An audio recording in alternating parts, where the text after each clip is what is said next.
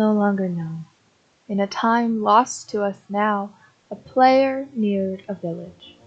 It was surrounded by expansive landscapes and almost hidden by the side of a mountain. The player was quite new to this world, but already ran through it as though each block beneath their feet was but a nuisance, delaying their speed. As the player exited a shallow cave in a mountain, they glimpsed a village on the horizon. Bales of hay could give them further ease in their quest. You see, they had a self-proclaimed mission to beat the game, and so worked quickly to reach the end of the world and defeat its mistress. The player quickly crossed the river between. As they collected hay bales, the player spotted a nearby villager, an inhabitant of one of the surrounding homes of wood and stone. Now this villager spent their busy days within the confines of their village. They farmed small gardens, traded with neighbors, cared for the many stray cats around, and ensured the healthy condition of the village's protective iron golems. It was not a grand life, but it was a happy one. The villager enjoyed their days, for what more could they ask? But the player pitied the simple-minded villager, and decided to sacrifice some valuable time of their own to explain the error in the villager's ways. The player thought to himself, "Why, I must be some compassionate hero to save another from unrealized monotony, and at my own expense. Villager!" The villager looked up and around, surprised to be addressed by this stranger. "Yes, you. Why do you walk around this village all day? Don't you realize that you could be gathering materials to become stronger?" The villager just stared at the player. "Why would I do that?" "Well, once you're strong enough, you can travel to the Nether." "Then what would I do?" The player thought surely the villager was not this dense. "Once in the Nether, you can search for a fortress. There you can kill the blaze monster and take its rods."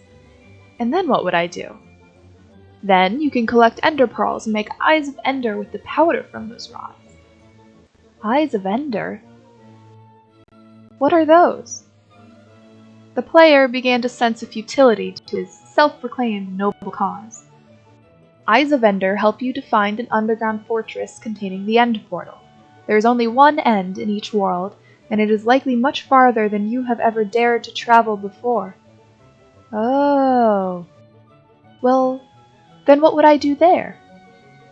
Then you travel to the end and kill the Ender Dragon, the player said, as though this was the obvious conclusion. What did the dragon do to deserve that? And besides, why would I even bother with all that? The player, glancing at his clock with mounting frustration, exclaimed, "Well, then you would become the best in the game. You would have bested the game itself. You can leave this world proud that you defeated it first." The villager was unfazed, though mildly entertained by the player's rising anger. "And then what would I do?" Regretful of the time wasted in this conversation, the player shouted, "Not a care in the world would bother you. You would have conquered any threat. Your village would consider you a hero. Then, you can just enjoy the game. You can enjoy life here with your cats and your carrots. You would be happy, and you would be carefree." The villager looked around, then up at the player. "But I am already doing that." The player huffed, and, no longer willing to waste ever valuable time, ran off to continue their speedrun. They kept running and running, seeking perfection as quickly as possible, not even allowing themselves a moment to consider their conversation with the villager. Why would they? They played the game as they enjoyed, and they had something to prove. What could the villager be proud of, but that they lived in comfort? No, that was not the existence this player would seek. Glory. That was the goal of all this running. Much love, RARAY.